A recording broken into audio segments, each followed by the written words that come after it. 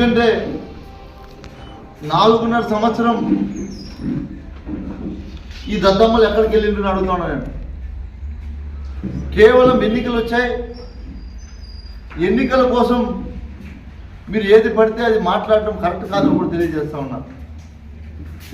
ఈరోజు ఈ ఆంధ్ర రాష్ట్రంలో గౌరవ ముఖ్యమంత్రి వర్యులు వైఎస్ జగన్మోహన్ రెడ్డి గారు వాలంటీర్ వ్యవస్థ తీసుకొచ్చిన దానివల్ల ప్రతి ఒక్క కుటుంబంలో కూడా ఏ సమస్య ఉన్నా పరిష్కరించడానికి వాలంటీర్లే సారథిగా ఉన్నారు ఈరోజు రాష్ట్రంలో. ఇది వాస్తవం. అంత మంచి సేవా దృక్పథంతో పనిచేస్తున్నటువంటి వాళ్ళను ఇంకా గొప్పగా పొగిడి ఇంకా మంచిగా చేయండి అని చెప్పడానికి చేతకాక ఎన్నికల్లో ఓటమి భయంతో వాలంటీర్లని మిమ్మల్ని జైలుకు పంపిస్తా, వాళ్ళని టెర్రరిజంతో పోల్చడం ఆయన మాటల్లో వింటే చాలా. వాలంటీర్ వ్యవస్థ క్రియేట్ చేసింది ఒక జగన్మోహన్ రెడ్డి ఆలోచన. స్లీపర్ సెల్స్ లాగా, అంటే స్లీపర్ సెల్స్ అంటే ఐడియా ఉంది కదా, ఏ రకంగా అయితే జిహాదీసు లేకుంటే ఈ టెర్రరిస్ట్ ఈ బాంబ్ బ్లాస్ట్ కోసం దానికోసం స్లీపర్ సెల్స్ అని అన్ని పెడతారు.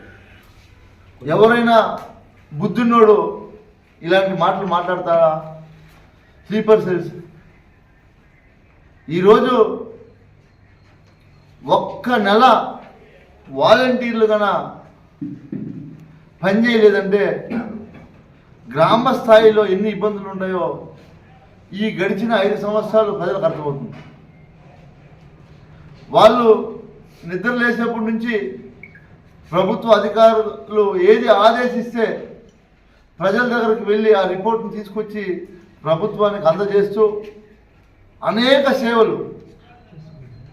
కోవిడ్ సమయంలో వీళ్ళ లాంటి వాళ్ళు, వీళ్ళ యజమానం చంద్రబాబు నాయుడు లాంటి వాళ్ళు బయట రాష్ట్రాల్లో దాక్కొని ఉంటే వాళ్ళ ప్రాణాలు తెగించి వాలంటీర్లు ప్రతి ఇంటిని సందర్శించి వాళ్ళ ప్రాణాలు కూడా లెక్క చేయకుండా వాళ్ళ సేవలు అందించినటువంటి ఘనత 2 చేతులెత్తి నమస్కరించుకుంటూ వాళ్ళందరికీ కూడా వాలంటీర్లు ధన్యవాదాలు చెప్పాలి. మనం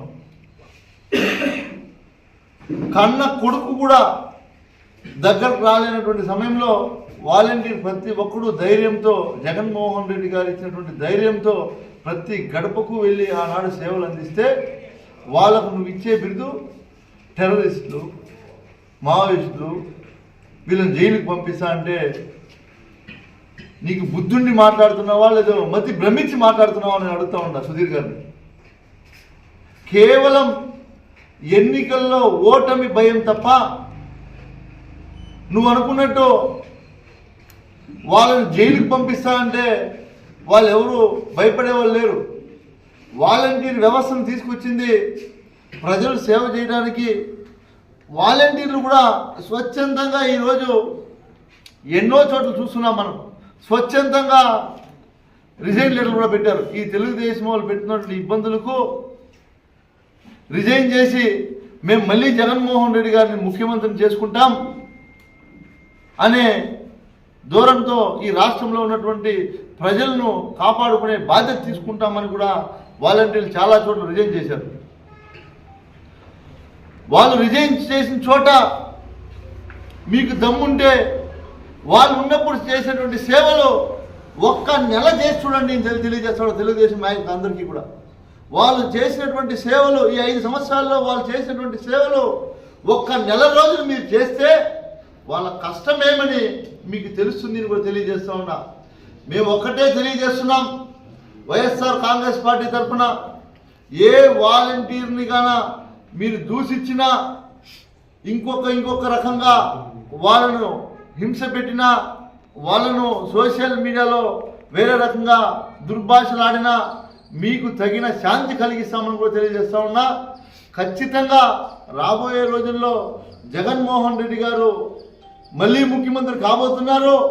వాలంటీర్లు అందరికీ కూడా ఈరోజు ఎవరైతే వాలంటీర్లు సేవా దృక్పథంతో పనిచేస్తున్నారో వాళ్ళందరికీ కూడా ఇంకా పెద్ద ఎత్తున గౌరవం ఇచ్చి వాళ్ళకి ఇంకా మంచి చేసే అవకాశం జగన్మోహన్ రెడ్డి గారు కల్పిస్తారని కూడా నేను తెలియజేస్తూ, ఇలాంటి బొజ్జల సుధీర్ గారు లాంటి వాళ్ళందరికీ కూడా ఈ రాష్ట్ర ప్రజలందరూ కూడా గమనించాల్సింది ఒకటే, ఇలాంటి పనికి మాలిన వాళ్ళందరికీ కూడా తగినటువంటి బుద్ధి చెప్పాలంటే రానున్న ఎన్నికల్లో జగన్మోహన్ రెడ్డి గారు ముఖ్యమంత్రి కంపల్సరీ కావాలి.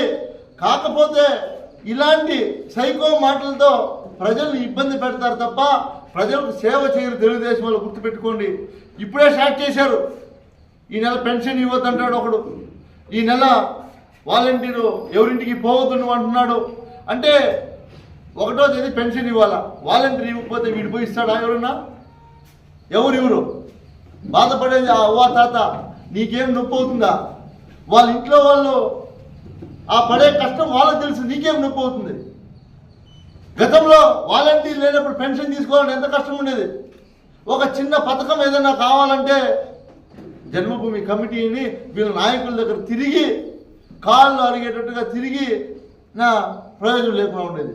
ఈరోజు వాలంటీర్ వాళ్ళ ఇంటి దగ్గరికి వెళ్ళి అతని కష్టంలో ఉన్నటువంటి ప్రతి కుటుంబానికి ఏం కావాలో ప్రభుత్వానికి అందజేసి నేరుగా పథకాలన్నీ కూడా నేరుగా వాళ్ళ కుటుంబానికి అందే విధంగా చేసినటువంటి వాలంటీర్లు అందరికీ కూడా నేను పేరు పేరున ధన్యవాదాలు తెలియజేసుకుంటూ ఒకటే తెలియజేస్తున్నా, టీడీపీ నాయకులు ఎవరైనా సరే వాలంటీర్ల మీదుగా నోరు పారేసుకుంటే మర్యాదగా ఉండదని కూడా తెలియజేసుకుంటూ సెలవు తీసుకుంటాను.